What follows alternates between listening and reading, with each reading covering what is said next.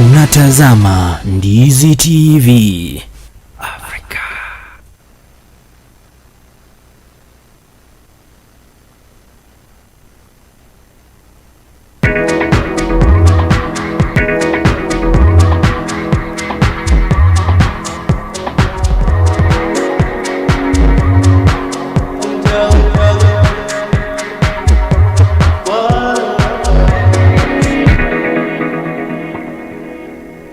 Ujambo mpenzi mtazamaji wa Ndizi TV, tarehe 29 Jumamosi ya Machi mwaka 2025. Wanaspoti wote nawakaribisha ndani ya Ndizi TV viwanjani tuweze kuandamana nawe kutoka mwanzo mpaka mwisho, na kualika tuandamane nawe kutoka mwanzo mpaka mwisho. Kuna mengi nitakupakulia kutoka mashinani hapa kwetu katika kaunti zinazotuzunguka, tukitoka tuende katika kitaifa. Ngazi ya kitaifa tuangalia mambo mengi. Kumbuka kwamba mengi yamejiri kwenye taifa la Kenya kuhusiana na tetesi kwamba goalkeeper wa zamani wa timu ya taifa ya Harambee Stars amehusishwa na ujanja katika spoti ama katika kuwekeza.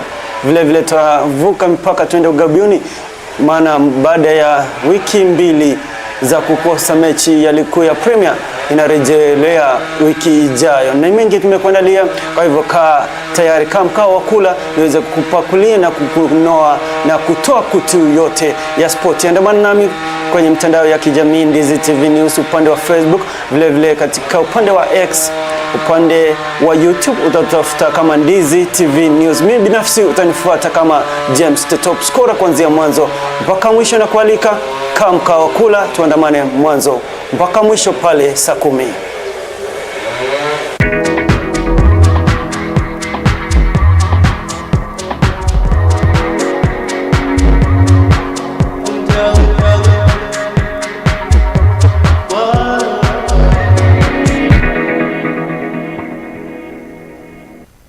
Mpenzi mtazamaji, karibu tena tuweze kuandamana kutoka mwanzo saa 8 hadi itakapotimia mida ya saa 10. Kumbuka unaweza tufuatilia kwenye mitandao yetu ya kijamii kama Facebook Ndizi TV News Digital, upande wa YouTube vile vile utatafuta kama Ndizi TV News, X vile vile Ndizi TV News. Mimi ni follow kama James the Top Scorer kuanzia mwanzo mpaka mwisho, na kukaribisha wewe kama ripota wangu, wewe mtazamaji ambaye uko popote pale unaitazama runinga ya Ndizi TV mida hii ya saa 8, na kukaribisha kwenye awamu ya kwanza. Tuangalia mashinani. Nikisema mashinani namaanisha kuanzia ligi kuu ya FKF ukishuka chini uje kwenye National Super League, Division 1, Division 2 na vile vile kwenye County League. Ni mechi mingi ama mechi nyingi zimeandaliwa kwenye mpira wa kandanda. Vile vile kwenye upande wa rugby, timu ya Kisii RFC leo hii kuanzia mida ya saa 9 itakuwa inacheza na timu ya kutoka kule eneo la Kibabii kutafuta ambaye atakaingia kwenye championship. Kwa hivyo ni mengi sana kuhusiana na soka letu la hapa nyumbani.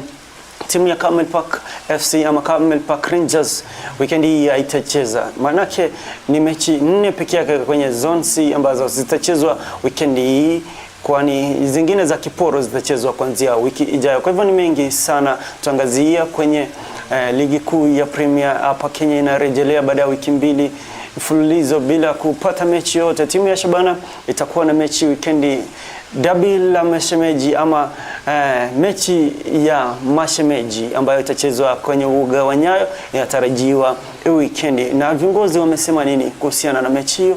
Yote tutaangalia kauli yake Nicholas Mosonye ambaye ndiye rais wa CAF ama wa mashindano ya CHAN akitokea taifa la Uganda. Ni mengi sana nimekuandalia. Kwa hivyo mpenzi mtazamaji wa Ndizi TV viwanjani, mimi the Top Scorer, na kisha kwamba tutafunga mabao mengi. Tukianza na hapa nyumbani ni kwamba kwenye division ya pili kwenye zone ya cha kuna mechi mbalimbali ambazo zitachezwa weekend hii.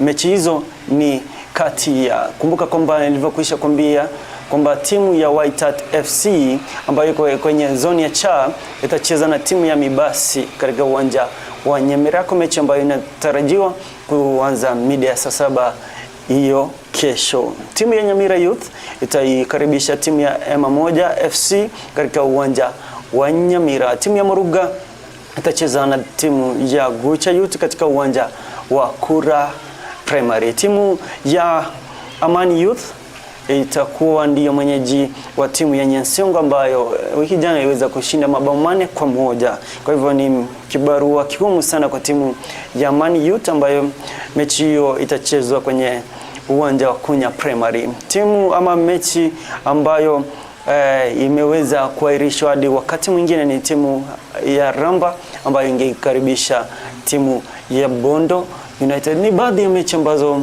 penzi mtazamaji wa Ndizi TV viwanjani zitagaragazwa katika zone ama division ya pili kwenye zone ya cha. Lakini kabla kumbuka kwamba kwenye County League kulikuwa na mechi nyingi sana ambazo zilichezwa weekendi iliyopita.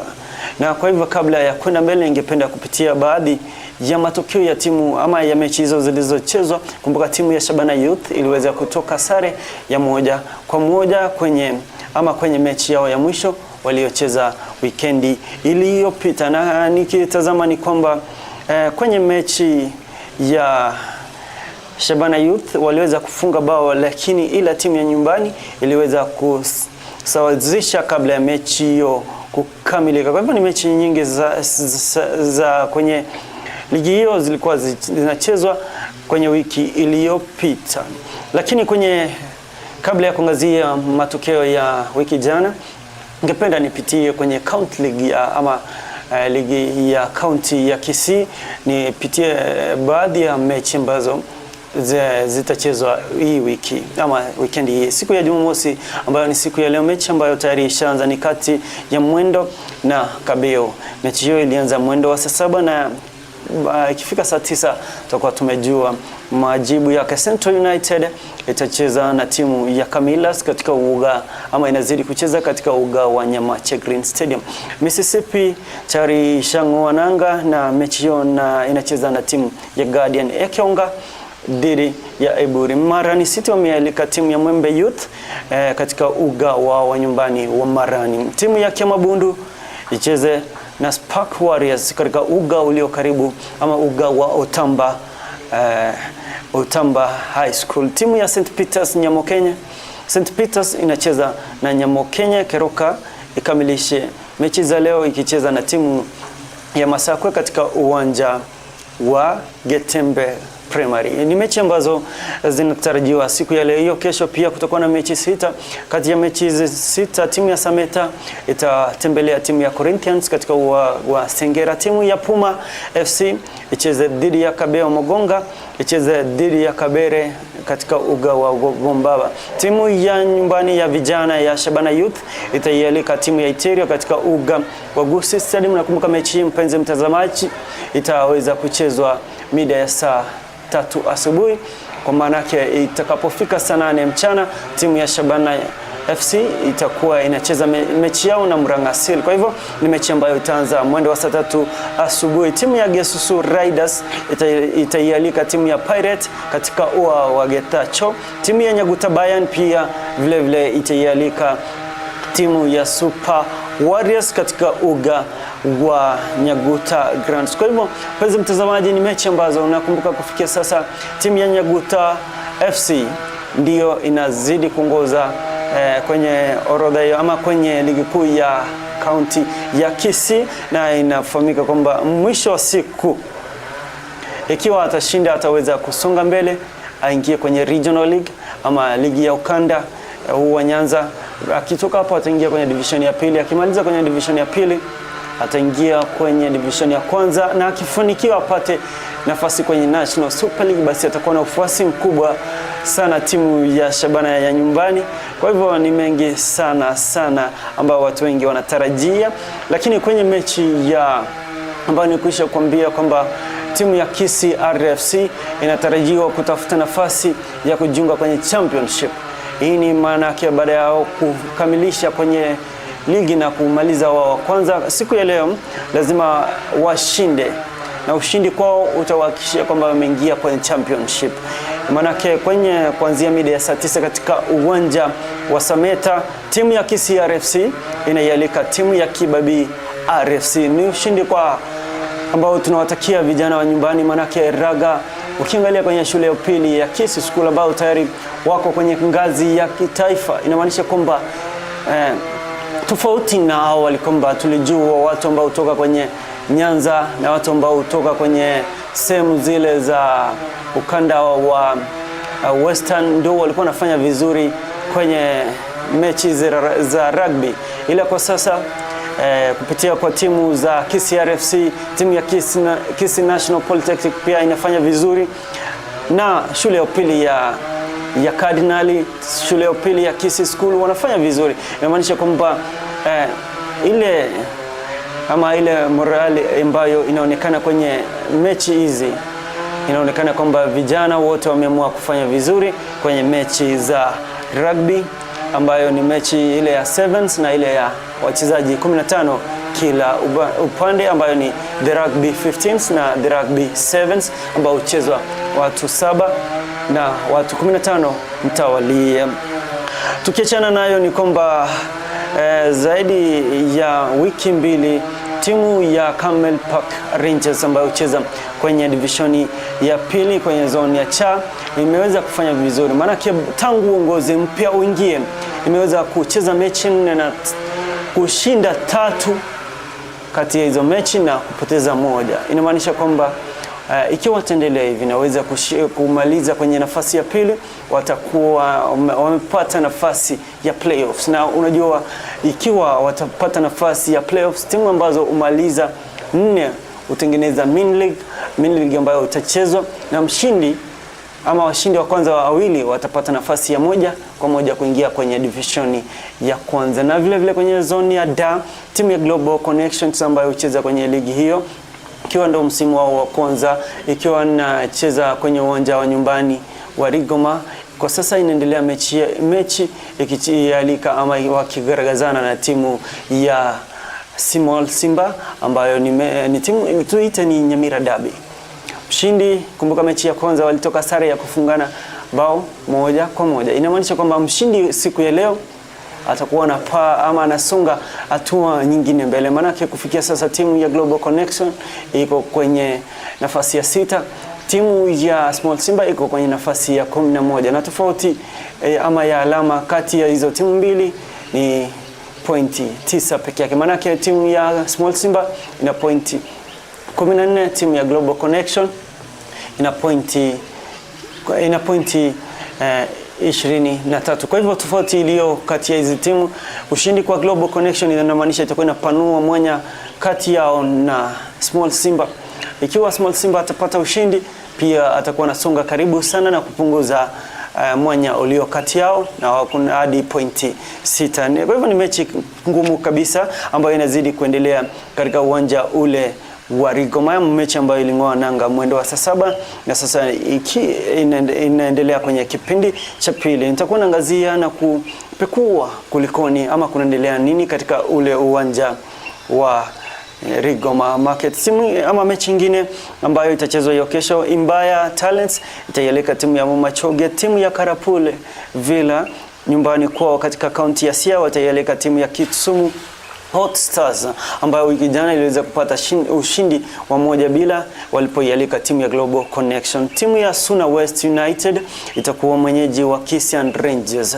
Mechi moja ama mechi nyingine ambayo inatarajiwa kuwa ngumu sana itakuwa kati ya Manyata United ikialika timu ya TBM ama TBM Health FC. Timu ya FC Kavirondo hiyo kesho mwendo wa saa 7 itaialika ama vijana wa Moroni Young Ayucha ikamilishe mechi za zone ya da ikialika timu ya Nyamira Super Eagles. Itakuwa ni mechi ya hiyo kesho kuanzia mwendo wa saa 7 mchana. Mpenzi mtazamaji, tutakuwa tukifuatilia ama matokeo ya timu hizi ama mechi hizi zote kuhakikisha kwamba wewe mpenzi mtazamaji unapata kila tukio kutoka kila uwanja wa hapa ama wa hizi mechi zote. Kwa hivyo usikose kuendelea kutazama Ndizi TV Viwanjani, tuhakikishe kwamba kila kitu unachokitaka kuhusiana na spoti kitaangaziwa hapa. Hayo ndio yale yaliyo kwenye mashinani, lakini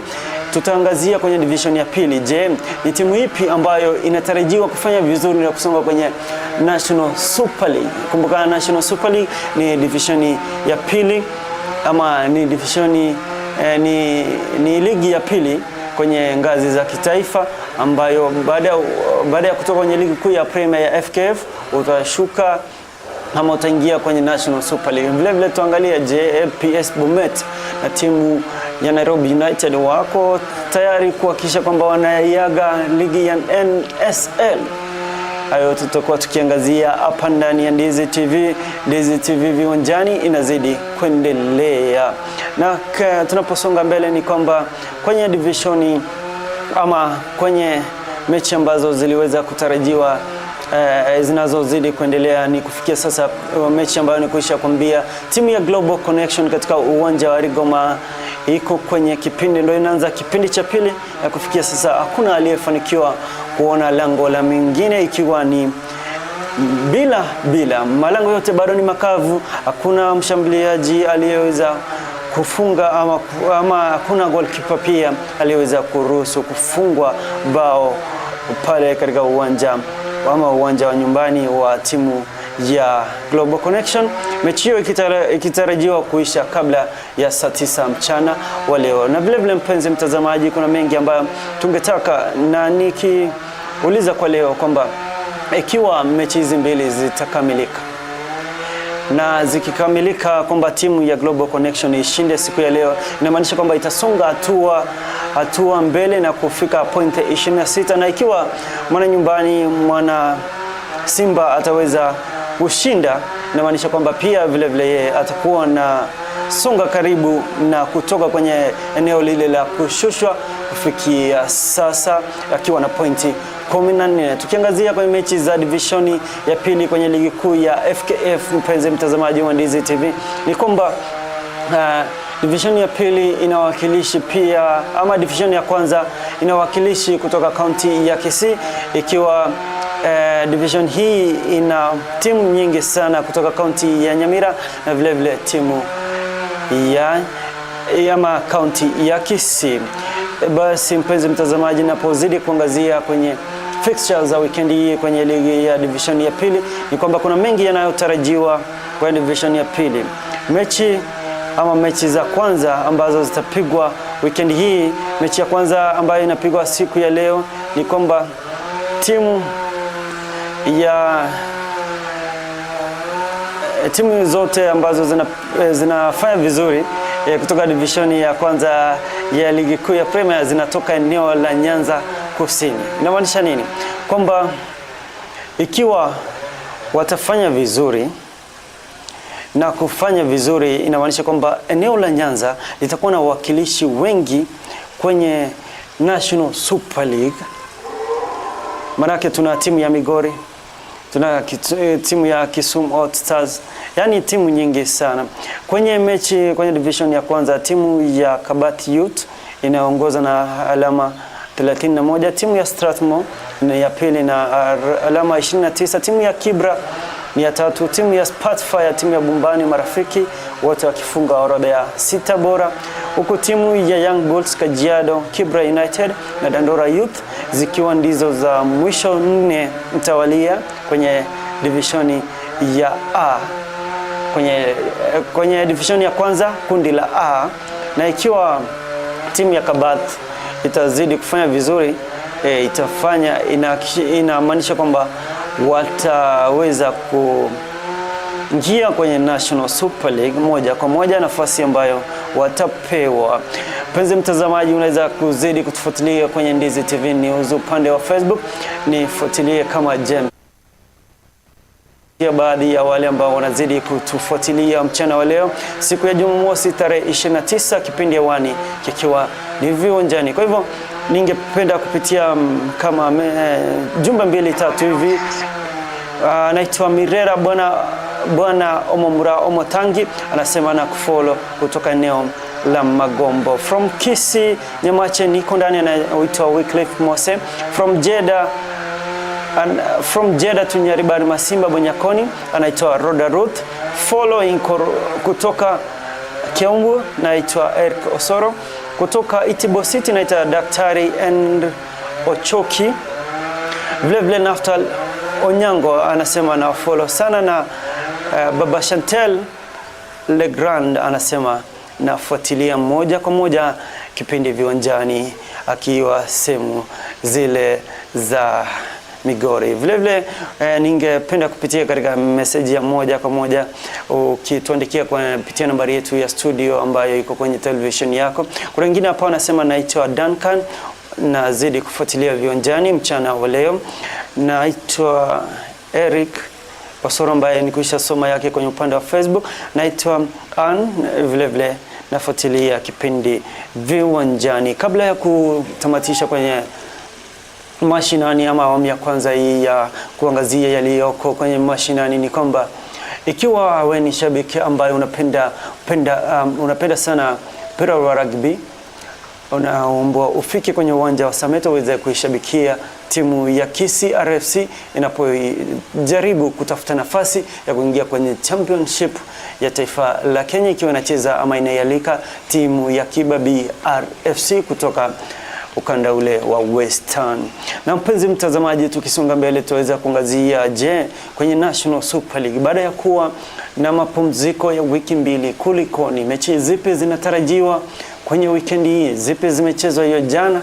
Tutaweza kuangazia kwenye awamu hii, na hivyo basi mpenzi mtazamaji, moja kwa moja niweze kuangazia yaliyomo kwenye National Super League vile ambavyo unaweza kuona. Timu ya Moroni Youth ambayo inacheza kwenye division ya pili kwa sasa inaendelea na timu ya Mlembe United, mechi ambayo ilianza mwendo wa saa 7. Timu ya Coast United inaelekea timu ya Michael Lunga Foundation, timu ya Darajani Gogo vile vile kuanzia mwendo wa saa 9 kama dakika 40 zijazo itakuwa inaalika timu ya Kibera Black Stars. Mechi nyingine, mechi kali kabisa ambayo ni watu ambao ama ni timu ambazo zitakutana tena kuhakikisha kwamba ikiwa APS Bomet tarajia kupata nafasi ya moja kwa moja kujiunga kwenye ligi kuu ya Premier, lazima ipate ushindi inapoialika timu ya Fortune Sacco. Mechi hiyo ikichezwa hiyo kesho kuanzia mida ya saa 9 mchana. Kumbuka kwamba APS Bomet kwa sasa iko kwenye nafasi ya pili nyuma ya timu ya Nairobi United. Fortune Sacco vile vile iko kwenye nafasi ya 4. Kwa hivyo ni mechi kali kabisa, mechi ambayo itaandaliwa hiyo kesho. Timu ya Sam West Black Boots itaeleka timu ya Modern Coast Rangers. Londa Villa itaeleka timu ya Trey KFC. Timu ya Nzoia Sugar hiyo kesho pia vile vile itakuwa mwenyeji wa Nairobi United. Kumbuka timu ya Nzoia Sugar iliweza kushuka kutoka ligi kuu ya Premier ya FKF msimu uliopita, na ndio mara yao ya kwanza wanacheza kwenye ligi kuu ya ama ligi ya pili ya National Super League. Mechi ya mwisho hiyo kesho kwenye National Super League itakuwa wakati ambapo Kisumu All Stars itaialika timu ya Migori Youth, na hii itakuwa ni derby ama derby la Nyanza. Timu ya Migori Youth inatoka kwenye kaunti ya Migori, timu ya Kisumu All Stars inatoka katika ama inatoka kwenye kaunti ya Kisumu. Kwa hivyo ni mechi kali kabisa hiyo kesho, na nilivyokwisha kwambia ningeweza kupitia vile tebo hiyo ama vile meza hiyo ilivyojipanga kuanzia mwanzo mpaka mwisho. Kwenye nambari ya kwanza nilivyokwisha kwambia ni kwamba timu ya Nairobi United baada ya kupata ushindi mara 4 mfululizo bado wanazidi kusalia kwenye kilele cha ligi kuu ya National Super League wakiwa na pointi 51. Timu ya PS Bomet ambayo inatoka katika kaunti ya Bomet inashikilia nafasi ya pili ikiwa na pointi 50, pointi moja nyuma ya viongozi Nairobi United. Timu ya Kibera Black Stars ina pointi 42. Timu ya Naivas Darajani Gogo na timu ya Fortune Sacco wanashikilia nafasi ya 3, 4, 5 tawalia. Ukiangalia kule chini, timu ya SS Asadi kutoka kaunti ya Kwale, timu ya ambayo iliweza kushusha ni timu ya Dimba Patriots ambayo ilikuwa imechukua timu ya Mwatate. Kwa sasa msimu ujao itakuwa inarejelea kwenye ligi kuu ya National ama ligi ya pili ya National Super League. Timu ya Moroni Youth ambayo ni timu ambayo iliweza kushuka kutoka ligi kuu ya FKF haifanyi vizuri. Kufikia sasa iko nafasi ya 18 ikiwa na pointi 20. Timu ya Modern Coast Rangers Heroes na vile vile Sam West Blackboots wako na pointi chini ya 28, ikiwa inamaanisha kwamba timu ya Sam West Blackboots iko na pointi 20 na timu ya Coast Heroes ina pointi 21. Timu ya Migori Youth ambayo itatembelea timu ya Kisumu All Stars kwenye mechi ya kesho ina pointi 29. Timu ya Kisumu All Stars wenyeji wa dabi hilo la Nyanza itakuwa ina pointi 32. Kwa hivyo mpenzi mtazamaji, ukiangalia kwamba kwenye ligi kuu ya National Super League, ligi ya pili kwenye FKF, inamaanisha kwamba kuna competition. There is still a very big competition. Maana mtu wa kwanza ana pointi 51, wa pili ana pointi 50, wa tatu ana pointi 42, wa nne ana pointi 38. Ni ushindani mkali sana kwenye nafasi za kwanza. Nakumbuka kwamba nafasi mbili za kwanza ikiwa ingekuwa inakamilika leo, timu ya Nairobi United na timu ya APS Bomet wangepata nafasi ya moja kwa moja kujiunga na ligi kuu ya Premier ama ligi ya FKF Premier League ya Kenya. Vile vile timu ya Kibera Black Stars ingepata nafasi ya kucheza kwenye playoff ambayo angemtafuta yule nambari wa 17 kutoka ligi kuu ya Premier, mshindi apate nafasi ya moja kwa moja kujiunga na ligi kuu ya Premier hapa nchini Kenya ya FKF. Mpenzi mtazamaji, na kualika na tuzidi kuandamana kutoka mwanzo mpaka mwisho, ikiwa zimepita dakika 27 baada ya kutumia saa 8 mchana. Kumbuka mechi ama kipindi hiki tunakipiga hadi saa 10 mchana wa leo, ambapo kuna mengi ambayo tutaangazia kwenye ligi kuu. Na kabla ya kumaliza ama tunapomalizia kwenye ligi kuu ya Premier, kabla ya kuangalia mechi ya kesho ambayo ni Mashemeji Derby, ni kwamba kwenye ligi kuu ya Premier hapa FKF hapa nchini Kenya, FKF Premier League, kuna mechi nyingi zinazotarajiwa hiyo kesho. Inamaanisha nini? Timu ya nyumbani, timu ya Shabana FC hiyo kesho itayalika timu ya hiyo kesho. Nasema kwamba hiyo kesho timu ya FKF kwenye ligi kuu ya Premier itayalika timu ya Murang'a Youth, hiyo ni katika uwanja wa Ubaguzi. Timu ya City Stars leo inacheza na timu ya Kariobangi Sharks, yani kwenye mechi za leo kwenye ligi kuu ya FKF Premier League. Timu ya Bandari leo mechi ambayo inang'oa nanga mwendo wa saa 9 dakika 32 zijazo inayalika timu ya Ulinzi Stars katika uwanja ule wa KPA. Timu ya Bidco United itakuwa ndiyo mwenyeji wa timu ya Tusker kwenye mechi ambazo zitachezwa hii leo. Kumbuka hiyo jana timu ya Talanta FC iliweza kupata ushindi wa 2-0.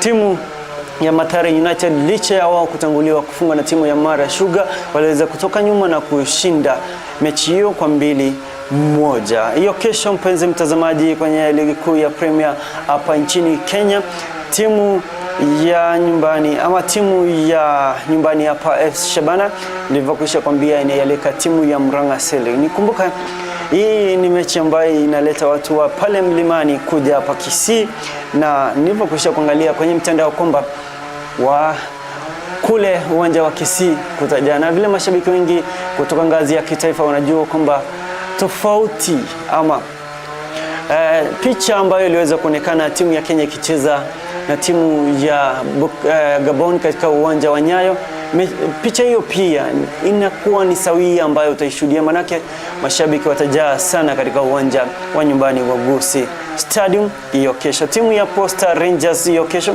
kuanzia mida ya saa 9 mchana itaeleka timu ya Police, na mechi ambayo wengi, mpenzi mtazamaji, wanazidi ambayo kila mshirika kwenye sekta ya kandanda anapenda na anaisubiri kwa hamu na gamu, ni kati ya Gor Mahia na timu ya AFC Leopards.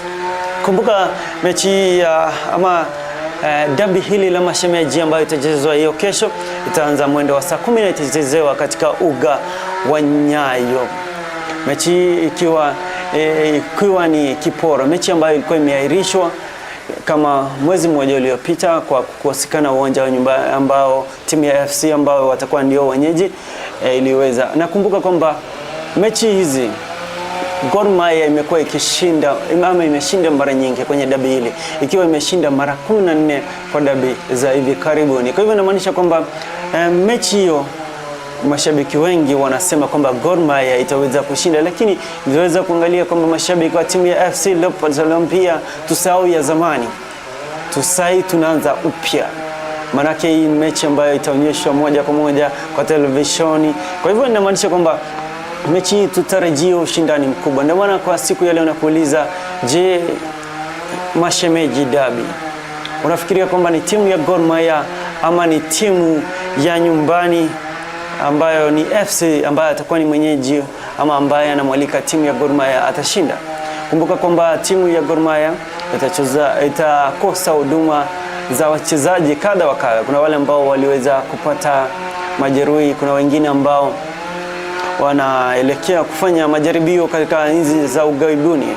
Kwa hivyo ni mechi ambayo inatarajiwa kuwa kali kabisa, lakini mashemeji dabi imekuwa ikiwa na mambo mengi sana, kurusha mawe uwanjani, kuharibu viti, wasema baina ya timu hizi mbili umekuwa watangu jadi. Ndio maana kwenye kauli yake ambaye kwa sasa ndiye kiongozi wa CHAN ambaye ni Nicholas Msonye aliweza kuchukua wakati huo na kuweza kuwatahadharisha mashabiki na wachezaji wa timu hizi mbili kesho wakikutana uwanjani kwamba ikiwa kutashuhudiwa na vurugu zozote, inamaanisha kwamba mashindano ya CHAN ya mwezi wa 9 ambayo iliweza kuahirishwa yataweza kutolewa. Kwa hivyo itahadhari sana kwa mashabiki wote wa kandanda humu nchini, haswa ambao watafika kwenye uwanja wa Nyayo kuweza kushuhudia dabi hili la mashemeji. Kwa hivyo hiyo kesho ni kwamba taarifa yake Nicholas Msonye walipokuwa na kikao na wanahabari, aliweza kutoa tahadhari ikiwa kutashuhudiwa na vurugu zozote, kutakuwa na kikwazo kwa taifa la Kenya kuweza kuandaa mashindano ya CHAN ya mwezi wa 9. Hebu tusikize kile ambacho Nicholas Msonye aliweza kuzungumza hiyo jana. Because we have only 4 months to CHAN. So if we overplay Kasarani and Nyayo, the stadium will not be in good condition for CHAN. But I have said, and I know the president was just polite, if we are going to play a match here and a seat is destroyed or there are stones being thrown around, those two teams will not be allowed to play here. I hope you understand what I'm saying, because we have only 4 months to CHAN. So if we overplay Kasarani and Nyayo, the stadium will not be in good condition for CHAN.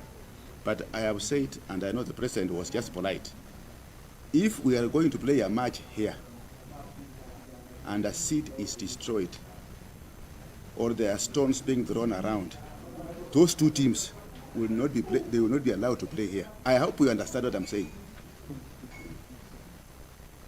Ni kauli yake Nicholas Msonye akiwa ndiye kiongozi wa CHAN, mashindano ambayo yanatarajiwa kuandaliwa mwezi wa 9. Na mashindano haya, kumbuka, yana faida sana kwa taifa la Kenya, manake utalii upo, tutaweza kujifundisha mengi sana. Kwa hivyo wapenzi watazamaji, mashabiki wote wa timu hizi mbili, kesho mkifika pale katika uwanja wa Nyayo, tuna warai kwamba muweze kufanya vitu vyote kwa ustaarabu. Ustaarabu unamaanisha nini? Kama ni kuvutana, tuchapane kwa midomo. Mambo ya kununuliana mawe, kupigana yasionekane pale, manake dabi mwisho wa siku mshindi atapatikana. Ikiwa itakuwa ni sare, itakuwa ni vizuri sana. Kabla ya kutamatisha na kuelekea kwenye mambo ambayo yameweza kuteka anga za sport weekend hii ama wiki hii mzima, niweze kuangalia, je, kwenye msimamo wa ligi kuu ya Premier hapa nchini Kenya, nani anaongoza na nani ikiwa ingekamilika siku ya leo angeshushwa daraja?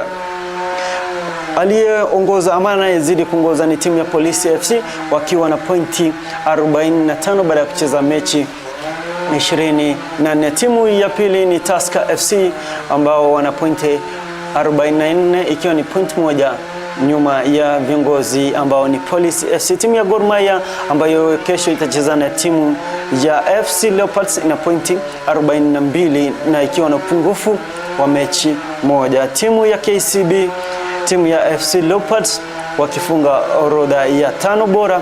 Kumbuka FC Leopards ina pointi 36, pointi ambazo ni pointi 9 nyuma ya viongozi Police FC. Timu ya Shabana ina pointi 34 ikiwa nafasi ya 6 sawia pointi na timu ya Kakamega Homeboys. Kumbuka huko chini Murang'a Seal ambayo msimu uliopita waliweza kufanya vizuri, kwa sasa wana pointi 24.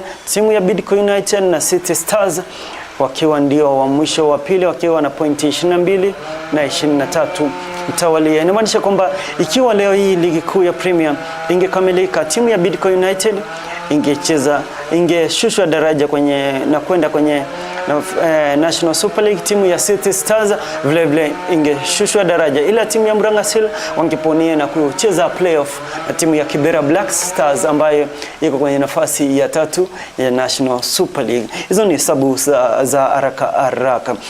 Kwa hivyo kesho ikiwa tunaweza kuangalia timu ya Gor Mahia ikiwa itashinda hiyo kesho, inamaanisha kwamba itapaa hadi kileleni mwa ligi kuu ya FKF. Timu ya AFC Leopards ikiwa itashinda hiyo kesho itaruka na kuingia kwenye nafasi ya 4 ikiwa na pointi 39 sawia na timu ya KCB. Ikiwa wote hao ile watatoka sare, inamaanisha kwamba watabaki pale, hakuna ambaye atasonga kwenye nafasi aliyomo. Na ikiwa timu ya Shabana hiyo kesho itashinda, inamaanisha kwamba itakuwa na 37 na kukua kwenye nafasi ya 5. Itasonga hatua moja peke yake ikiwa mwana AFC Leopards atashinda. Ikiwa atashinda, basi timu ya Shabana itasalia pale ikitarajia kwamba timu ya Bandari leo, timu ya Sofapaka ambayo ilikwisha pigwa jana na timu ya Kakamega Homeboys ambayo haina mechi kwenye weekend hizi salie. Lakini ikiwa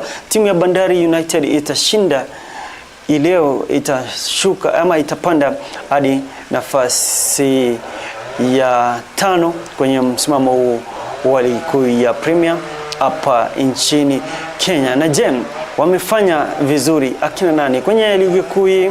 Kuna wachezaji ambao wamefanya vizuri. Mchezaji wa timu ya Shabana Michira pia amefanya vizuri sana, lakini hayo tukiangazia hiyo baadaye tujue, je, nani ndiye mfungaji bora kwenye ligi kuu ya Premier ama ligi kuu ya Premier hapa nchini Kenya ambayo ni FKF Premier League. Lakini hiyo kesho nilivyokwisha kuambia, swali ambalo tutangazia siku ya leo, kuna mijadala mbili lakini inapatana kwenye pamoja, manake yote inapatana.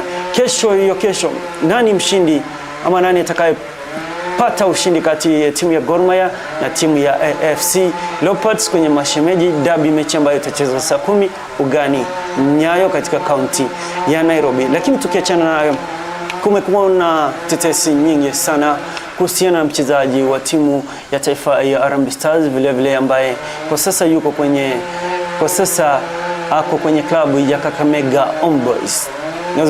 Namzungumzia nani? Patrick Matasi ambaye alikuwa ni goalkeeper wa zamani wa Harambee Stars akicheza mchezo ya kufuzu kwenye kombe la dunia, akacheza na timu ya Police FC, tukiona akifungwa mabao ya kirahisi sana. Ndiposa baada ya video fulani hivi kutokea ambayo kwa sasa inasema aja thibitishwa kwamba ni yeye.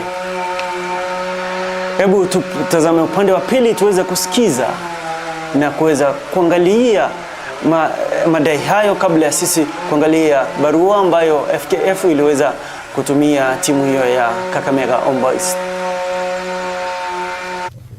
But I told him there is a job we need to do. Let me ask you something, Matas. Yeah.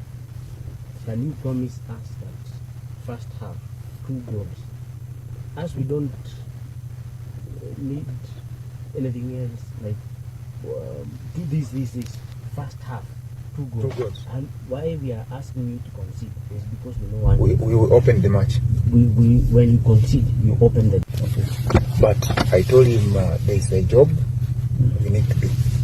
Yeah. Let me ask you something, Matas. Yeah. can you promise us that first half 2 goals? As we don't need anything else, like do this first half 2 goals. 2 goals. And why we are asking you to concede is because we know what We will open the match. when you concede, you open the game. Yeah. You know, Yeah. without you conceding, if the game goes to 20 minutes, that game is locked. Yeah. But if you concede, especially before the game becomes hot, Yeah. pop-up game is just boiling, the first attack, goal. The first moment when the game is boiling, Yeah. and the goal comes, everybody else will know, oh, we have conceded, let's fight now, guys, let's fight, Okay. and we'll get the results.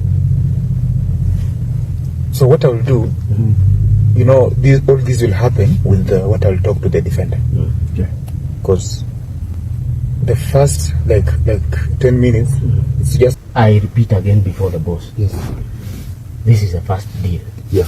I beg you. You know how we have done business. I know. I've never let you down. Yeah. You have never let me down. Me, my business with you, 0 failure. True. Right? Yeah. So I give you whatever will be given to me, straight I forward to you. Okay. Okay? Okay. Immediately I forward to you, Yeah. I'll give you a phone call, Yeah. and boss will confirm you have received. Okay. Then deal is on. Okay. That first half, bro, what we want must come. Yeah. Okay? Yeah. Then Masuala ya kutabiri ama kuhusika kwenye kutabiri mechi nyingi zimewakumba wachezaji wengi. Angalia Alexander Tonali, mchezaji wa Newcastle, wachezaji wengi sana kwenye ligi kuu ya Premier hapo Uingereza, ligi kuu ya La Liga, lakini ili ni la kwetu hapa nyumbani. Kulingana na ushahidi wa macho yako, vile unavyoweza kuona video hiyo, je, unafikiria kwamba huyu ni Patrick Matasi? Yeye mwenyewe alikuja kwenye vyombo vya habari na kukataa abadani, akasema kwamba si yeye aliweza kuhusika ama aliye kwenye video ya kikana kabisa. Lakini Wakenya wengi kwenye mtandao wameweza kuingilia, waweza kufanya kumbukumbu, wamefanya kuangalia visengere nyuma ambavyo amekuwa akifanya, wakitumia mechi moja kwenye ligi kuu ya Premier, Police FC ikicheza na timu ya Kakamega Homeboyz. Aliweza kuangalia bao likiingia. Wachambuzi wa soka wengi wao waliweza kusema mengi. Nilimsikiza Harocho aliweza kusema kwamba anaitikia na kauli ya kwamba kuna ubashiri, kuna ujanja kwenye kubashiri mechi, na hajajua ni kipi ambacho kinafanya wachezaji kufikia kwenye hatua hiyo. Kwenye mataifa mengine kama lile la Daily Mail, Daily Sport, The Athletic Club, hizo ni zile magazeti ambazo huangazia mambo ya soka sana, wameweza kuangazia mambo kama haya. Na mechi ambayo Wakenya wengi wanaikumbuka sana ni mechi ya 4-1, yakiwa ni matokeo kati ya Cameroon na timu ya taifa ya Harambee Stars. Wengi wameweza kuzungumzia sana mabao hayo yalivyoweza kuingia na kuleta kauli kwamba ikiwa ni yeye baada ya kufanyiwa uchunguzi, basi kuna mengi katika taifa letu la Kenya, soka letu la Kenya, ambayo yanafaa kufanyiwa uchunguzi. Ndipo timu ama FKF Federation ambayo usimamia ligi kuu ya Premier iliweza kuchukua hatua na kuangazia swala hilo na kuchukua hatua ya kwamba kumsimamisha asiweze kuangazia masuala ya soka kwa siku 90 zijazo, zikianza siku ya Alhamisi. Na nitaweza kuangalia na kutazama barua hii, na nikisoma barua hii ambayo ilitolewa tarehe 27 Machi mwaka huu 2025, ikiwa inatumiwa timu ile ya Kakamega Homeboyz ambayo ndio kwa sasa alikuwa anaitumikia. Na nikisoma na nikinukuu moja kwa moja: Professional suspension of Patrick Matasi. The Football Kenya Federation FKF has professionally suspended the goalkeeper Patrick Matasi from all FKF sanctioned events and competitions for 90 days, following concerns raised circulating videos suggesting possible match manipulation. The decision made in accordance to Section 7 2 of the FKF Anti-Match Manipulation Regulation 2016 has been formally communicated to Kakamega Homeboyz FC and the player. FKF, in collaboration with FIFA, CAF, and other relevant authorities, has initiated an official investigation into the matter. The Federation remains committed to upholding integrity in football and ensuring a fair and transparent process for all involved parties. Further updates will be provided when the investigation progresses. That's the letter from the Football Kenya Federation. End of the quote. Kwa hivyo mpenzi mtazamaji, hiyo ndio barua ambayo FKF iliweza kutumia, na ikiwa ni kutokana na sheria ama kifungu cha sheria cha 7 kwenye nafasi ya pili ya FKF mwaka 2016 ambacho kinaangazia anti-match manipulation regulation, kwamba ikiwa utahusika kwenye kutabiri ama kubashiri kwa njia isiyotakiwa mechi yoyote ile, kuna sheria ya mwaka huo ya mwaka 2016, ndio maana aliweza kupewa suspension, kwamba amesimamishwa kwa muda. Utendakazi wake katika klabu hiyo umesitishwa na kila kitu ambacho kinahusikana na soka letu la FKF, na wakishirikiana kwamba na FIFA ambayo ndiye amesimamia mpira wa miguu kote duniani, na CAF, shirika la ama Federation la Afrika, na mashirika yoyote yale yaliweza kumsimamisha, kusitisha huduma zake na kwenye taifa letu la Kenya na klabu ya Kakamega Homeboyz, kunradi mpenzi mtazamaji. Kwa hivyo ndipo kwenye hii leo nakuuliza, je, kulingana na tathmini yako ya macho, ukiangazia kwenye video hizo ambazo umeweza kuziona kwenye television Andika, kwenye mitandao yote ile, je, ni kweli kwamba huyo ni Patrick Matasi? Hiyo ndio nafasi ya kwanza. Nafasi ya pili, je, wa Kenya ama wachezaji uhusika kwenye kutabiri mechi za ama matokeo ya mechi mbalimbali za umu nchini Kenya, tukianzia division ya pili ya kwanza? Manake hizi zote utabiri huu, wanasema wale wadadisi wanasema kwamba aliweza kujisolea milioni 12, pesa mingi sana. Na ikiwa utatabiri au unaweza kuhusika kwenye matabiri haya, inamaanisha kwamba kuna mahali pengo lipo ambalo linafaa kuziba kufikia sasa. Ndiposa timu ama Football Kenya Federation pia vile iliweza kusema kwamba hii uchunguzi hatuwezi kufanya peke yetu, sisi tunahitaji msaada, na ndio maana wakaiandikia DCI kwamba waweze kuingilia kati na kuwasaidia kufanya uchunguzi huo. Na nikiweza kunukuu barua hiyo ambayo iliweza kuandikiwa DCI, inasema kwamba Dear Sir or Madam, request for assistance in the investigation of Mr. Patrick Matasi on alleged acts of match manipulation. Kumbuka hii ni barua ya tarehe 27 mwezi Machi tarehe 27, ikisema kwamba the Football Kenya Federation provisionally suspended Mr. Patrick Matasi from all football related activities pursuant to section 7(2) of the FKF Anti-Match Manipulation Regulation of the year 2016 for allegation of match manipulation following a viral video in which is seen and ad potentially planning and conspiring to fix a match aimed at unlawfully influencing and all altering the results of the match for them financial gain, contrary to the said provisions. From a national law perspective, match manipulation is as akin to obtaining money to false pretense, contrary to section 313 of the Penal Code and attempts of comprehensive contrary to section 47A, that's Anti-Corruption and Economic Crimes Act.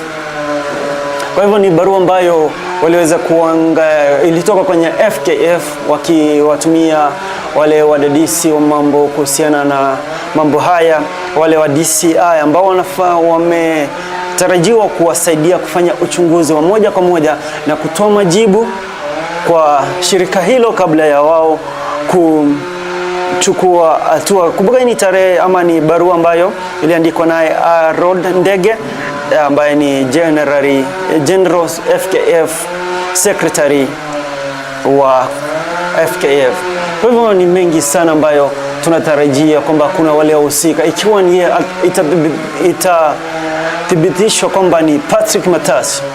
Kuna wale washirika ambao walinufaika moja kwa moja, ambao walikuwa pia hawakunufaika moja kwa moja, lakini wanahusishwa na maneno haya ya kubashiri mechi kwa njia isiyotarajiwa ya moja kwa moja ukiwa pale uwanjani, kwamba pia wao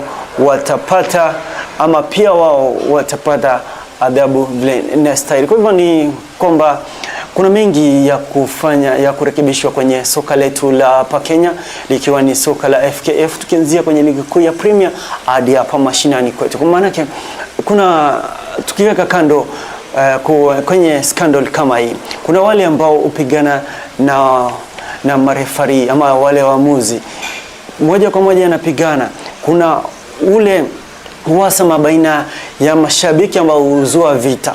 Vile vile tunatarajia kwamba pia haya yatangaziwa kwa kina na mwisho wa siku tunapata suluhu kwa ili jambo. Lakini mpenzi mtazamaji, ndio maana kwenye siku ya leo nikwambia hiyo kesho unatarajia yupi ashinde kwenye mashemeji derby, Gor Mahia ama ni AFC Leopards? Na vile vile nikazidi kuangazia, je, kwa udadisi wako, kwa kuangalia kwako kwenye video hii, macho yako yanakwambia, je, huyu ni Patrick Matasi ama bado vile alivyokwisha kutoka kauli yake kwamba si yeye, kauli hiyo itasimama ama bado anajaribu kujinasua kwenye mtego ambao atatoka?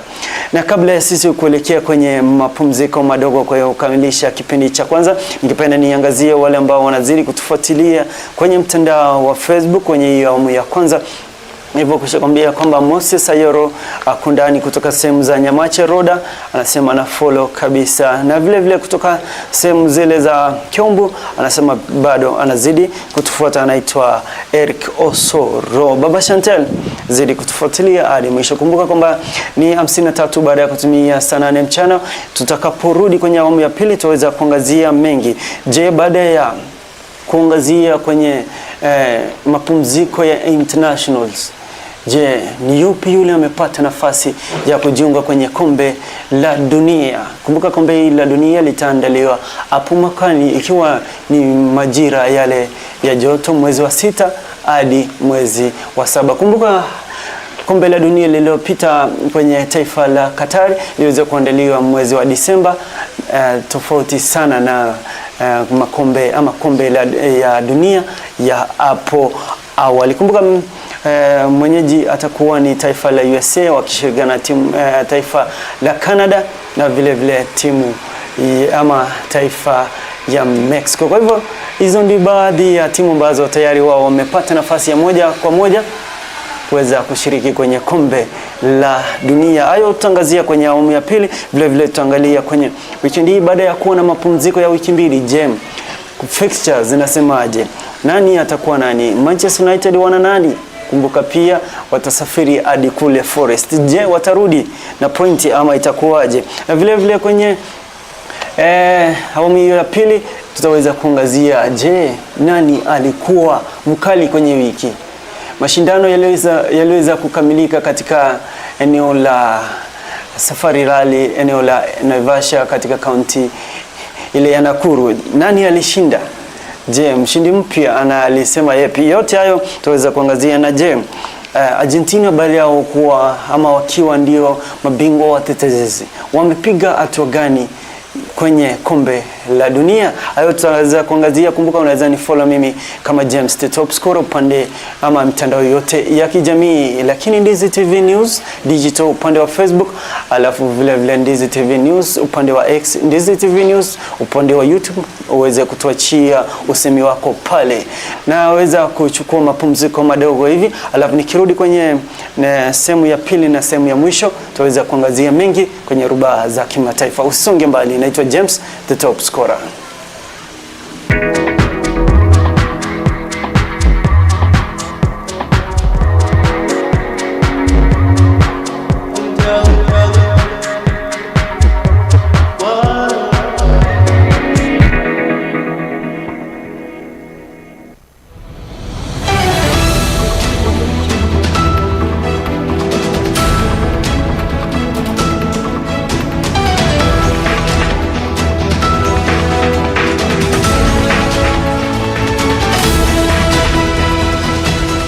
Unatazama Ndizi TV. Huduma zinazotolewa katika hospitali ndizo zitakazomfanya mgonjwa kwenda katika hospitali hiyo. Ram Hospital Kisii wana uwezo wa kutoa huduma mbalimbali zikiwemo out and inpatient, MCH clinic au maternity, consultation, pharmacy, rehabilitation, ultrasound, CT scan, x-ray, dental, optical, laboratory services, major and minor surgery, 24-hour ambulance service, occupational therapy, physiotherapy, dialysis na zingine nyingi. Unaweza kulipia matibabu kutumia bima tofauti kama vile AON, Minet, Liaison Group, AAR, Trident, Britam, Madison Insurance, APA Insurance. Matibabu kwa wagonjwa waliolazwa ama inpatient yaweza kulipiwa kupitia mfumo wa SHA. My name is Robert Ukogai, Business Administrator, Ram Hospital Kisii. I want to welcome all those people who are registered with SHA to come for inpatient treatment and also dialysis. All services are covered with SHA except outpatient services. Karibu mpate matibabu ya hali ya juu kutoka kwa madaktari na wauguzi wetu. Kwa mengi zaidi tupigie simu kwa nambari 0705239289 au tutembelee katika mji wa Kisii karibu na Kisii Law Courts. Ram Hospital Kisii, health first and health always.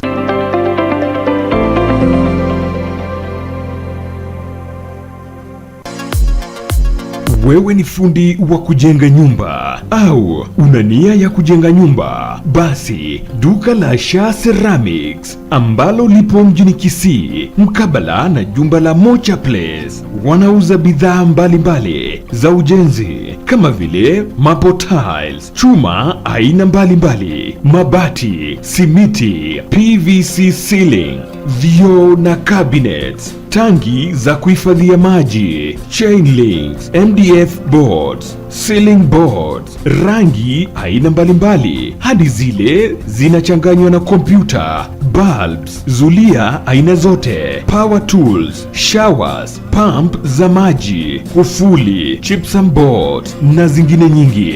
Wapigie simu kwa nambari 0703943972. Shah Ceramics for hardware and sanitary.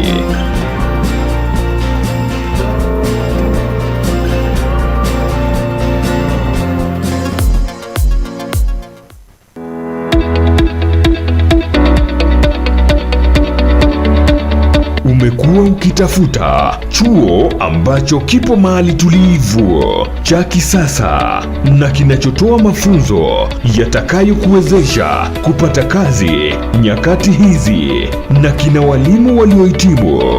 Bahas Camel Park Training College ndicho chuo hicho. Wana courses za diploma na certificate kama housekeeping management, tourism management, food and beverage sales management, fashion design, cosmetology, information communication technology, graphic design, film production, broadcast journalism, marketing management, business management na zingine nyingi. Pia wana short courses kama vile computer packages, front office management, digital marketing, video editing na zingine nyingi. Admission inaendelea. Mwandikie barua msimamizi mkuu wa chuo hicho pamoja na vyeti vyako vya KCSE au result slip. Pia unaweza jisajili mtandaoni kwa tovuti yetu ya www.camilparkcollege.co.ke au upige simu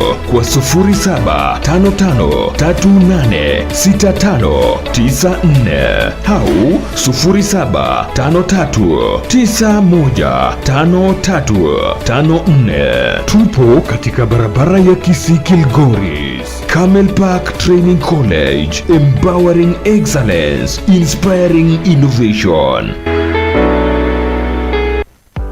At the end of the day, the goals are simple: safety and security. Welcome to Young Force Services K Limited, where we provide high-quality technology-based security services such as alarm systems, CCTVs, fire backups, and many more. We believe security begins with warm attitude and a productive relationship with the people. At Young Force Services K Limited, we offer biddable prices for residential properties, industrial properties, commercial properties, institutions, and hospitals.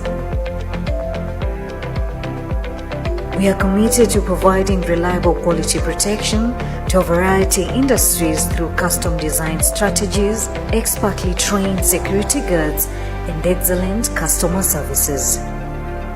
For more information, call 0795 518 989 or 0735 364 418 or 0781 518 989. Email youngforceserviceskltd@gmail.com or onemwell123@gmail.com or info@yfsltd.co.ke. Visit our website www.yfsltd.co.ke or visit our office in Milimani Estate next to Ogra Foundation or Azimio Business Complex opposite Palmas Hotel. Young Force Services K Limited, we believe in security with a human touch.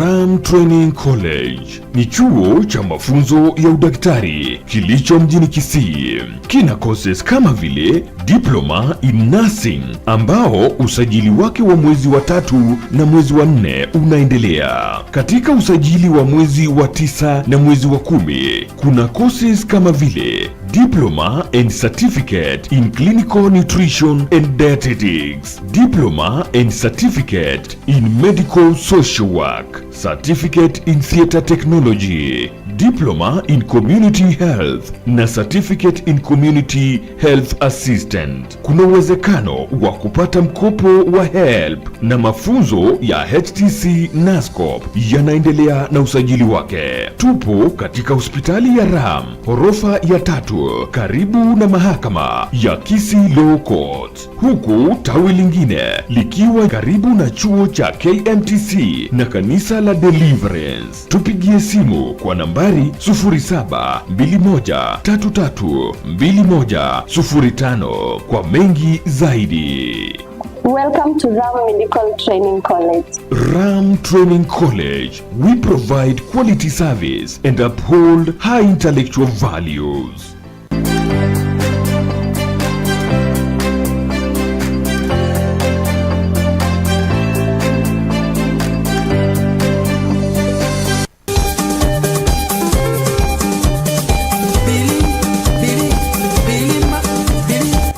Mpenzi mtazamaji wa runinga ya Ndizi TV Africa, tutakuwa tunakuletea kila Jumamosi mida ya saa 10 mpaka saa 1 Kipindi ni rumba high voltage.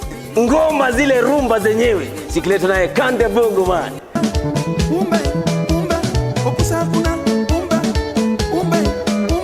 Ukiletwa naye Vali Pupa. Eloko ya monini miziki. Eloko ya monini miziki. Kobi Oromide. Kaya Kaya Musa, Mrembo wa South Africa, Miriam Makeba na wengine, vitu kama hivi, na utapenda rafiki yangu. Baada ya show kutoka runinga ya Ndizi TV Africa, jiunge nazi jioni hiyo hiyo.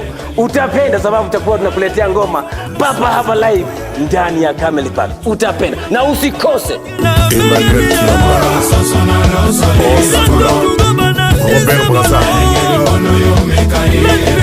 Do you understand?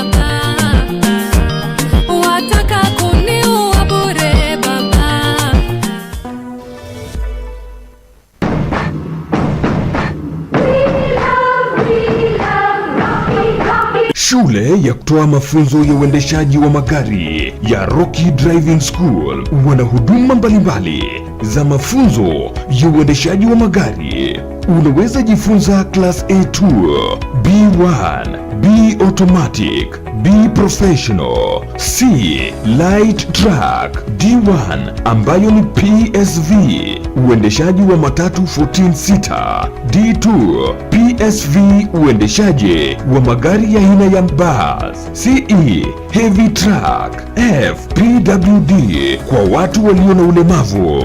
Pia wana short courses za PCD na B executive. Uzuri wa kujifunza kuendesha gari na Rocky Driving School ni kwamba classes zao ziko flexible kabisa na ni wakati wowote kwa siku. Wako approved na shirika la NTSA. Kuna mafunzo ya kuendesha mezani, wana basic mechanics, basic first aid na mengine mengi. Mjini Kisii wapo jumba la Market Plaza next to Uhuru Plaza. Nyakoe wako Kiuge Junction. Nyamira Rocky Driving School wako at Manga Building Sama Petrol Station, na Ugembo wako mita 100 kutoka barabara kuu ya Mosora, na pia wako Kilgoris Town. Wana special offers kwa form 4 school leavers. Kwa mengi zaidi mpigie simu manager wa Rocky Driving School.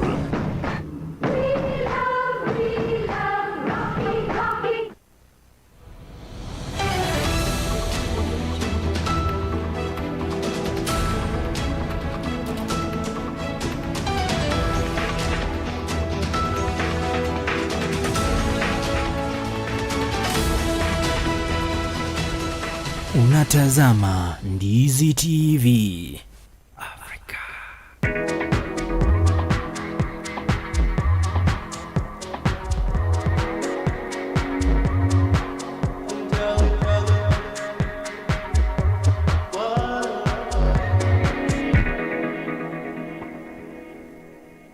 Karibu tena mpenzi mtazamaji wa Ndizi TV viwanjani, nizidi kukutoa kutoka sport. Mimi naitwa James, top scorer, ikiwa ni awamu ya pili kwa muda ama kwa dakika 50 zijazo.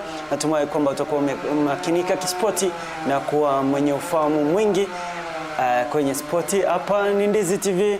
Hapa kwenye television Jemo top scorer, hapo kando kwenye television ni wewe mpenzi mtazamaji wa Ndizi TV Africa, na tunazidi. Na baada ya kuwa na mapumziko ama international break kwa wiki mbili zilizopita, ni kwamba wiki hizi mbili tumekuwa timu zikitafuta nafasi ya kujiunga kwenye kombe ama kutafuta nafasi ya kuenda moja kwa moja kwenye kombe la mwakani mwezi wa 6 hapo katika kombe la dunia katika nchi ya USA, Mexico na Canada, wakishirikiana kuandaa makala ya mwaka 2026 kombe la dunia. Na tayari timu nyingi zimeweza ama timu chache zimeweza kufanya ama kupata nafasi ya moja kwa moja.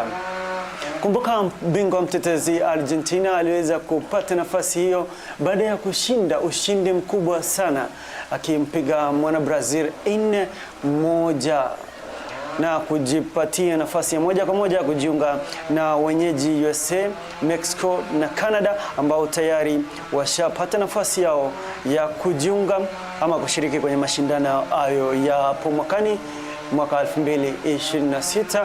Kombe hilo likiwa ama timu ya Mexico itakuwa ni mara yao ya tatu kuweza kushirikiana kuandaa kombe ama makala ya kombe la dunia. Kumbuka timu ya Japan, timu ya New Zealand, timu ya Iran vile wamepata tiketi ya moja kwa moja kushiriki kwenye kombe hilo la hapo mwakani. Nakumbuka kwamba tukijaliwa hapo mwakani makala ya utakuwa unayapata live on DZTV viwanjani na Mijemo the top scorer. Kabla ya kuangalia mechi ama vile ambavyo timu hizi ziliweza kufanya vizuri, tuangalie kwenye bara la Afrika. Mechi zimepigwa sana. Timu ya taifa ya Harambee Stars ikaweza kutoka sare moja na kupigwa mechi moja. Kwa hivyo waliweza kujizolea alama moja kwa jumla ya pointi 6 kwa mechi hizo mbili, na azimio lao la kutaka kushiriki kwenye kombe la dunia la hapo mwakani saa ilipo mguu moja nje, na inamaanisha kwamba ikiwa wangetaka kushiriki lazima wamalize kwenye nafasi ya pili. Nafasi ya pili inamaanisha kwamba watapata nafasi ya kucheza kwenye playoff ili kupata zile timu zote zinazohitajika.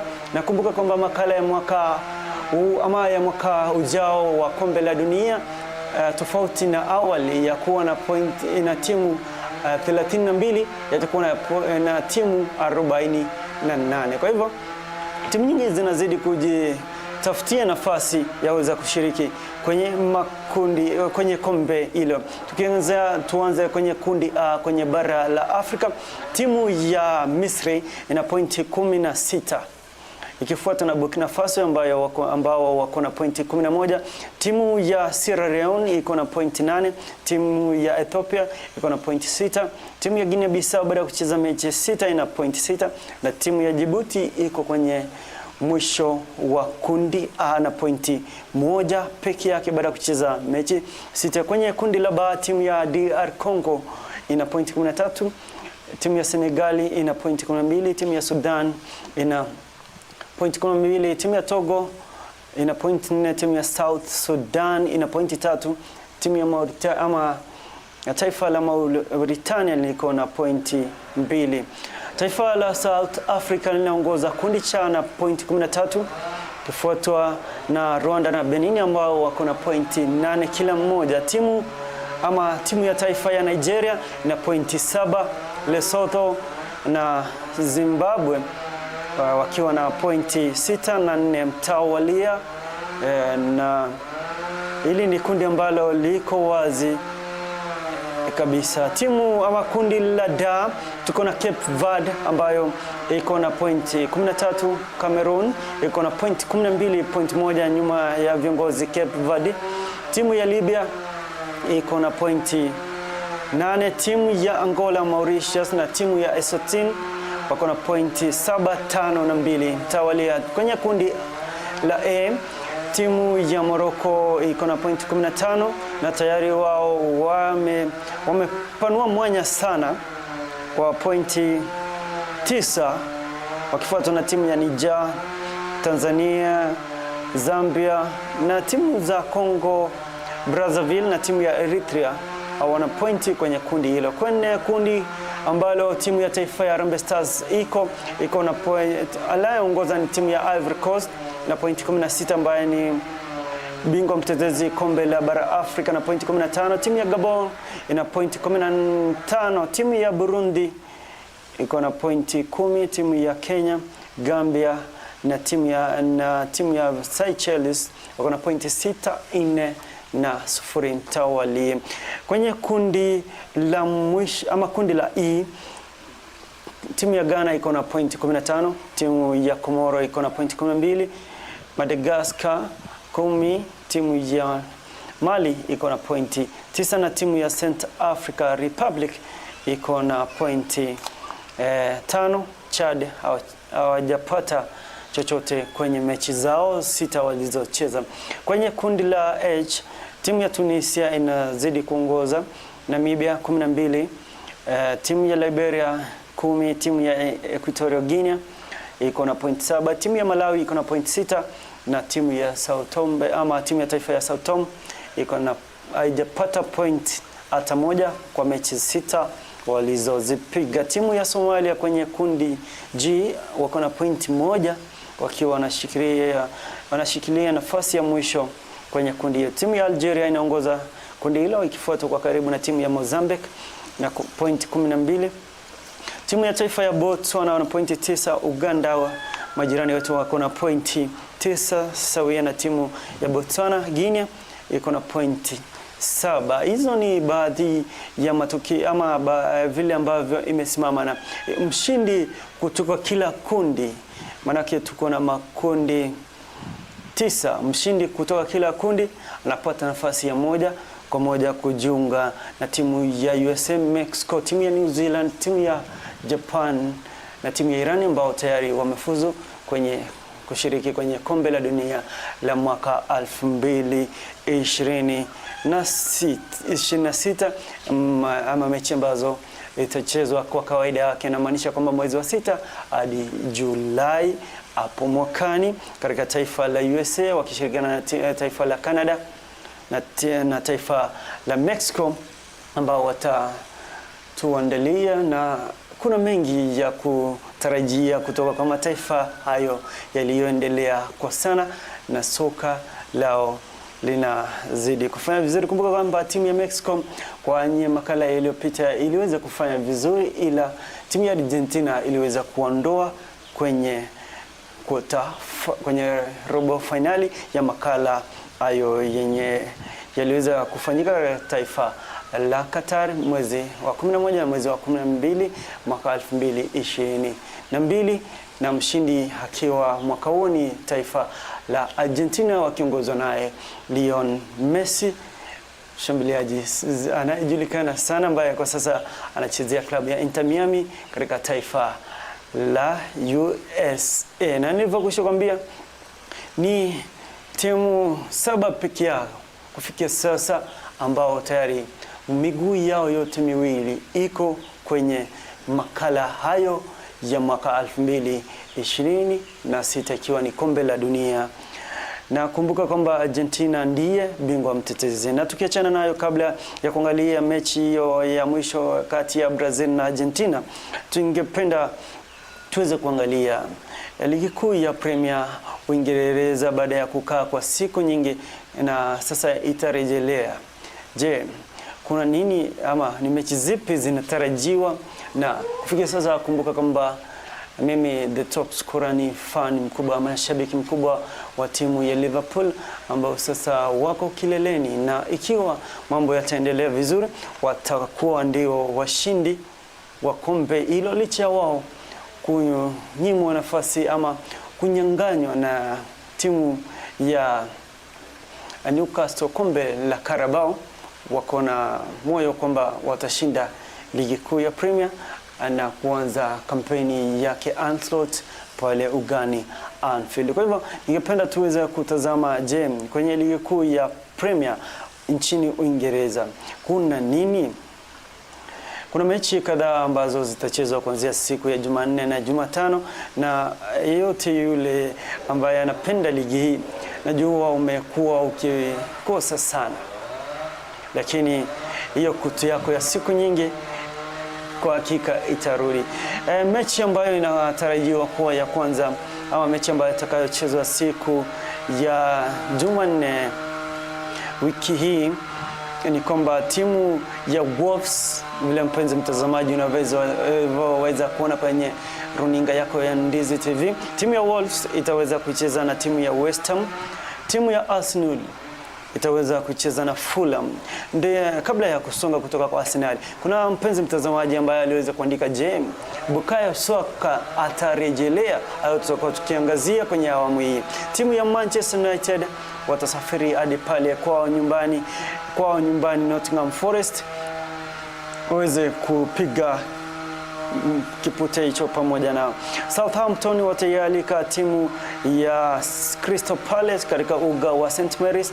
Bournemouth siku ya Jumatano waweze kucheza na Ipswich Town. Brighton itacheza na timu ya Aston Villa. Newcastle waialike timu ya Brentford pale nyumbani kwao St James Park. Timu ya Manchester City watakuwa ugani Etihad wakikaribisha timu ya Leicester City. Siku ya Jumatano Liverpool watakuwa na derby ya London watakapoialika timu ya Everton, mechi ambayo inatarajiwa kuwa kali kabisa. Kwamba mechi ya mkondo wa kwanza kati ya Liverpool na timu ya Everton iliweza kuishia sare, timu ya Liverpool wakifungwa dakika za kipindi cha lala salama, mechi ambayo Ancelotti aliweza kuiangalia sana.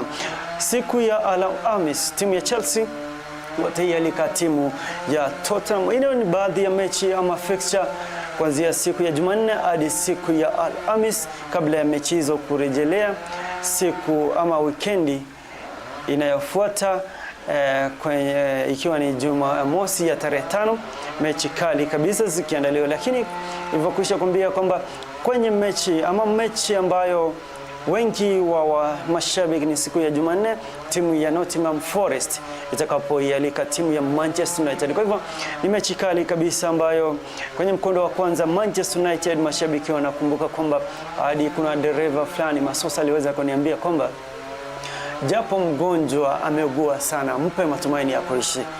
Na ndipo sasa ananiambia eti kwamba Manchester United ana imani kwamba itashinda kwenye mechi ya mkondo wa pili ama mechi ya marudio katika kule kwa nyumbani Nottingham Forest. Kabla ya kutamatisha ama kuangalia kwenye mechi hizi, kumbuka kwamba derby la London itachezwa timu ya Liverpool ikialika timu ya Everton, na mechi hizi kwa wakati mwingi huwa zinaishia sare ya kufungana mabao zaidi ya mawili, kama mechi ya mwisho ikishia ni 2-2, mechi ambayo Ancelotti aliweza kufuka sana baada ya wale madefender kumwachilia Lucas Tarkowski ambaye aliweza kusawazishia klabu ya Everton na kuwapa motisha sana.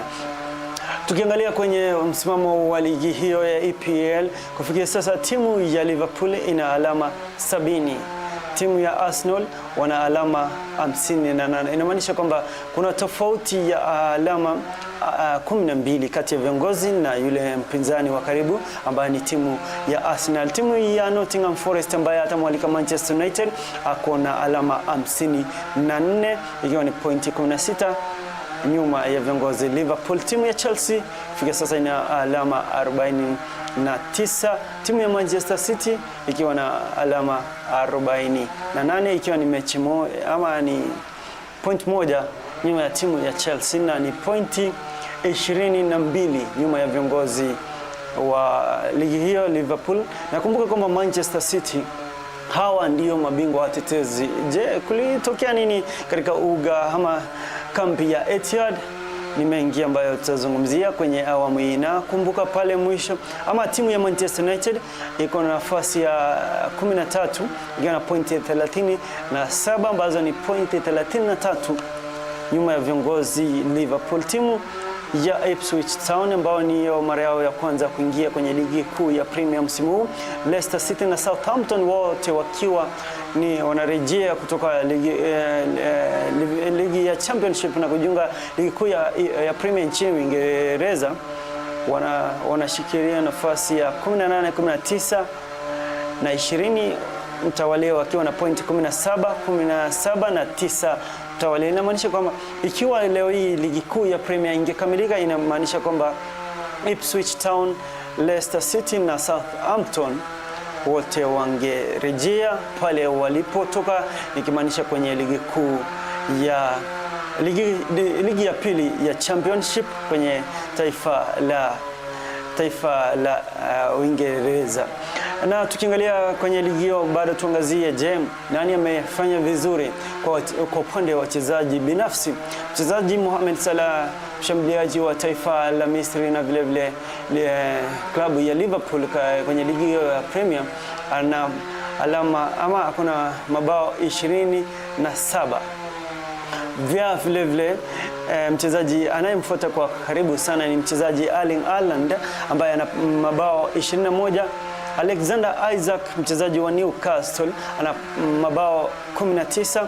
Mchezaji Chris Wood wa Nottingham Forest ana mabao 18, na kufunga ya orodha 5 bora kwa ufungaji ni Bryan Mbeumo, raia wa taifa la Cameroon anayechezea klabu ya Brentford, ambaye kwa sasa ako na mabao 15 baada ya kucheza mechi 29 ama mechi 29 zikiwa zimechezwa kwa kila klabu.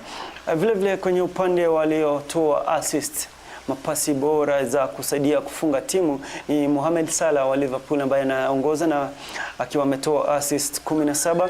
Anton Robinson wa klabu ya Fulham akiwa na assist 10 sawia na Bukayo Saka wa Arsenal. Damsgaard Mikel wa Brentford akiwa naye vile vile na assist 10. Bruno Fernandes na Son Heung-min wa klabu ya Tottenham wote wako na assist 9 kila mmoja. Inamaanisha kwamba Mohamed Salah ameweza kufanya vizuri kwenye ufungaji bora na vile vile kutoa assist. Lakini tukiangazia, je, mchezaji yupi anayeongoza kwa utovu wa nidhamu? Utovu wa nidhamu unakadiriwa na kadi ambazo umepewa, kwa aidha ikiwa nyekundu ama ikiwa ni ile ya manjano, yellow card ama red card. Bruno Fernandes tayari kwa msimu huu amepewa kadi 2 za nyekundu. Vile vile Jack Stevens wa klabu ya Southampton na Lewis Kelly wa klabu vile vile ya Arsenal. Andrew Robertson, Daich Kamada wa Crystal Palace, Declan Rice, Edson Alvarez, Joao Gomez ni baadhi ya wale wachezaji ambao pia wameweza kupata kadi nyekundu kwenye msimu. Lakini yule ambaye kwenye kadi za manjano, yellow cards, amepata nyingi anaitwa Luka Lukic ambaye ni mchezaji wa Fulham. Willy Uggs ana vile vile kadi 10. Antonio Semenyo wa klabu ya Bournemouth, mshambuliaji mkali sana, ana kadi za manjano kadi 9 sawia na Joel Linton, Delap wa Ipswich Town na vile vile Moses Caicedo na Flynn Dons wa klabu ya Southampton. Inamaanisha kwamba ni bahati ya wale wachezaji ambao tumeweza kuangazia, je, wanafanya vipi kwenye ligi zao. Na kwa hivyo kwamba kufikia sasa nilivyokuambia, Mohamed Salah amefunga bao 27. Vile vile mchezaji ambaye anafuata kwa karibu ni Erling Haaland wa Manchester City ambaye akona mabao 21. Ikiwa ingekamilika siku ya leo, Golden Boot ingeenda kwa mchezaji wa taifa la Misri na mshambuliaji wa taifa ama wa timu ama klabu ya Liverpool ambaye ni Mohamed Salah, ambaye amefanya vizuri back to back kwenye season zote kuanzia mwaka 2017 alipojiunga na klabu ya Liverpool. Na tuwe kabla ya sisi kuangazia mengi, tuangalie kwenye ligi kuu ya La Liga. Timu ya Barcelona inazidi kufanya vizuri. Na je, kwenye hii ligi nani anafanya vizuri zaidi ya, kumbuka kwamba mechi ya mwisho walishinda timu ya Osasuna, na kwa hivyo sasa ni mechi ambazo nikidhani kwamba msimu mchezaji Rafinha, mchezaji Yamal, Lamine, mchezaji Robert Lewandowski, Pedri, wote wamefanya vizuri. Lakini je, kwenye ligi kuu ya Uhispania La Liga, fixture zao za makala haya ya 29 kwa jumla ya makala 30 ama awamu 38, kuna nini kwenye weekend hii? Mechi ya kwanza siku ya leo, timu ya Real Sociedad kuanzia mida saa 10 itaeleka timu ya Real Valladolid. Timu ya Espanyol yalike timu ya Atletico Madrid. Timu ya Alaves unavyoweza kutazama kwenye runinga yako inayalika timu ya Rayo Vallecano. Timu ya Real Madrid saa 5 usiku itayalika timu ya Leganes. Hiyo kesho kutachezwa na mechi kadhaa ambapo timu ya Getafe itakuwa inayalika timu ya Villarreal. Timu ya Barcelona ialike ama ugani Camp Nou iweze kucheza na Girona. Timu ya Valencia icheza na Mallorca. Timu ya Athletic Club icheze na Osasuna, Real Betis icheze na Sevilla, na mechi ya mwisho kwenye awamu hii itakuwa ni siku ya Jumatatu saa 4 usiku, wakati Celta Vigo watakuwa wanaialika timu ya Las Palmas. Na hapo ndo tunaingia na kuangazia, je, kwenye msimamo wa ligi kuu ya taifa la Hispania, ligi ya La Liga, na nani ameongoza, nani ama kwenye ile meza imesimama vipi? Timu ya Barcelona inaongoza kwa pointi 63, timu ya Real Madrid wapinzani wao wa zamani wamewafuata kwa pointi 60. Atletico Madrid vijana wake Diego Simeone wako na pointi 56, Athletic Club 52, na Villarreal inakamilisha ya 5 bora ikiwa na pointi 40. Na nne kule mwisho pointi ama timu tatu za mwisho, Leganes na pointi 27 sawia na timu ya Alaves aliye na wingi wa mabao. Timu ya Las Palmas pia vile ina mabao ama iko na pointi 25. Timu ya mwisho ama timu ambayo inatarajiwa kushukishwa daraja ni timu ya Valladolid ambayo iko na pointi 16 baada ya kucheza mechi 28 msimu wa mwaka 2024-2025. Mpenzi mtazamaji, ningependa kupitia baadhi ya wachezaji ambao wamefanya vizuri kuanzia kwenye ufungaji bora wa mabao katika ligi kuu ya La Liga, kabla ya kuangazia je, ni nani yule ana utovu wa wa nidhamu katika ligi hiyo. Mchezaji Roberto Lewandowski ambaye ni raia wa taifa la Poland ana mabao 23 akitokea klabu ya Barcelona, akifuata naye wa karibu sana ni Kylian Mbappe ana mabao 20. Anta Boudemir wa Osasuna mchezaji ana mabao 15. Rafinha wa taifa la Brazil na vile mshambuliaji wa taifa wa klabu ya Barcelona akona mabao 13 msimu huu akiwa amefanya vizuri. Kwenye upande wa kusaidia ufungaji wa mabao, Lamine Yamal kiungo mshambuliaji na vile kinda wa miaka 17 akona assist 11, akifuatwa na Inaki Williams wa klabu ya Athletic Club akiwa na assist 8 sawia na Rafinha wa klabu ya Barcelona akiwa na assist 8. Alejandro Ramiro na Alex Baena wa Villarreal wote wako na assist 7 kila mmoja.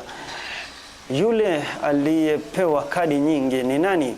Martin Mario wa Valladolid, Vedat Muriqi wa Mallorca na Las Palmas, na Dario Esugo wa Las Palmas. Hao ni baadhi ya wachezaji ambao wamepewa kadi nyekundu 2 msimu huu 2024-25 25-26 ambao utakamilika hapo mwezi wa 5. Kwa hivyo inamaanisha kwamba kuna mengi sana kwenye La Liga, lakini mechi kali kabisa weekend hii ni ipi? Kwa upande wangu, kwa mtazamo wangu, mechi ambayo inatarajiwa kuwa kali kabisa kwenye ligi hii ni kati ya Barcelona inapoialika hiyo kesho timu ya Girona. Kumbuka timu ya Girona msimu uliopita ilifanya vizuri licha ya kuwa na utepetevu kwenye msimu huu, lakini bado iko na uwezo wa kuweza kuipiga timu ya Barcelona ikiwa watatumia nafasi zao vizuri. Mpenzi mtazamaji wa DZTV, unazidi kufuatilia Viwanjani nami Jemote Top Scorer. Kumbuka pia unaweza kutufuatilia kwenye mitandao ya kijamii uweze kutoa kauli yako, na kabla ya kukamilisha nitakuwa nimeisoma tuweze kunufaiana kizuri sana. Lakini kabla ya kumaliza, je, ikiwa taifa la Brazil lingekosa kushiriki kwenye makala mengi ya taifa, lingekosa sana kushiriki kwenye makala ya kombe la dunia ambayo yamefanyika, kungekuwa na nini? Na inavyoelekea wasipofanya vizuri kwa mechi zao za mwisho, huenda wakakosa nafasi ya kushiriki ikiwa watafanya vizuri kwenye awamu zifuatazo. Lakini kwenye wiki hii tuliweza kuangalia walipocheza na timu ya Argentina. Kumbuka Argentina ndio mabingwa watetezi. Na je, waliweza kufanya vipi? Hebu tutazame mechi hiyo kati ya timu ya taifa ya Argentina na timu ya taifa ya Brazil ilivyokamilika hiyo juzi.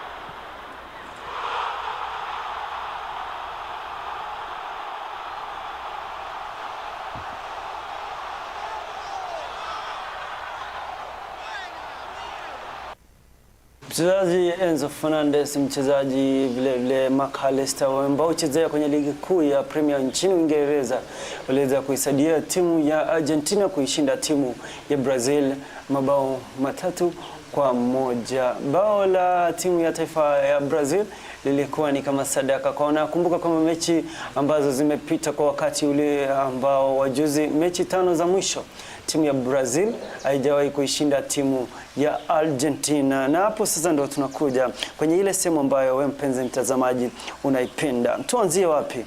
Tuanzie hapa. Makala ama bao ufungwa, watu ufungwa, lakini je, bao lipi ndilo ufurahisha watu wengi sana?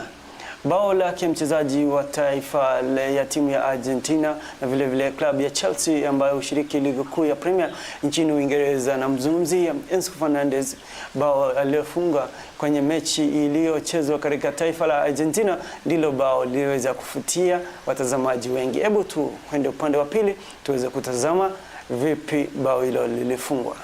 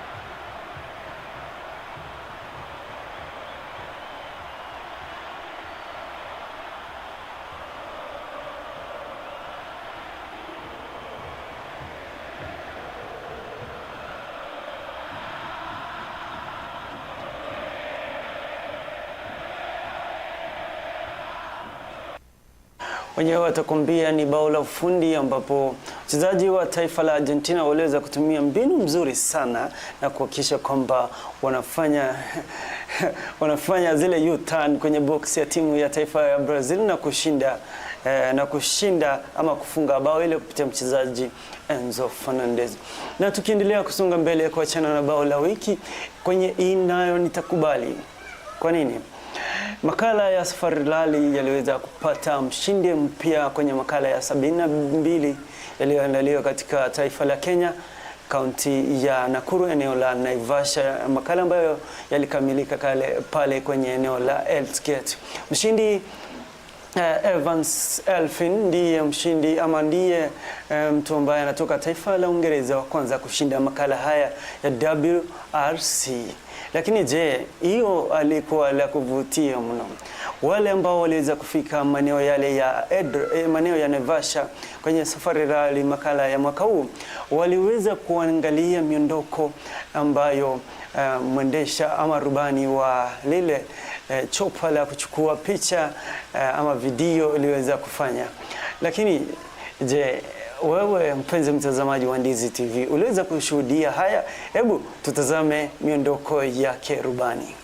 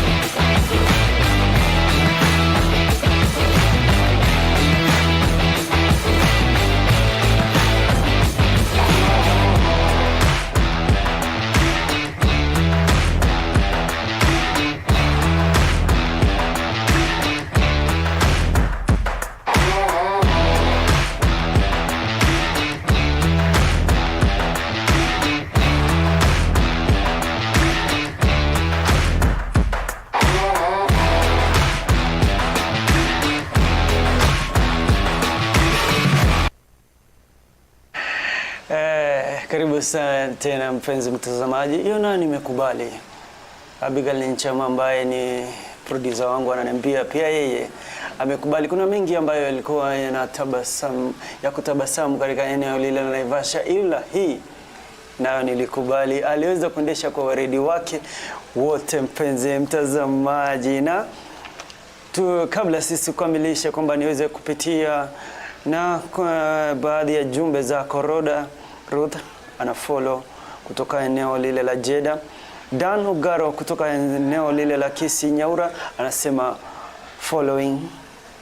Kutoka eneo lile la Kisii pia anasema ni Victor Omondo Mienda anasema tuned in, mark me present from Kilimani, tuko pamoja hadi tamati. Joseph Ondieki anasema niko ndani kutoka Kirinyaga Mimosa Park Sagana, anasalimia mamake Susan Moranya Waya kutoka eneo lile la Nyamasibi na ako ndani kutoka Kirinyaga. Pranslava Kagawa anasema pamoja bro, kazi safi, shukran sana. Anaitwa Ashri Ademola kutoka Qatar anatufollow sana. Na swali ambalo nilikuwa nimeuliza naye Legrand Baba Chantela, na ulikuwa unauliza kwamba je, Saka kuna wasiwasi kwamba Saka huenda kuna tetesi kwamba, lakini Ateta vile tunamjua siku zote azasema kwamba mchezaji wangu bado hayuko tayari, na siku ya mechi ikifika ama siku ile ya siku ikifika unampata yuko kiwanjani. Lakini tetesi zinaonyesha kwamba baada ya kuwa na assist 10 bado huenda akarejelea kwenye mechi ya wiki ijayo siku ya Jumanne. Ni tetesi tu, lakini siku ikifika tutakuwa tukijua bayana kwamba ikiwa kama atarejea kutoka uwanja ule wa Rigoma. Naambiwa dabi ya Nyamira imekamilika na ni wote wameweza kushare the points, ni 0-0 kutoka uwanja ule wa Mbaraki KPS Sport. Naambiwa kwamba 2 kwa faida ya timu ya nyumbani Bandari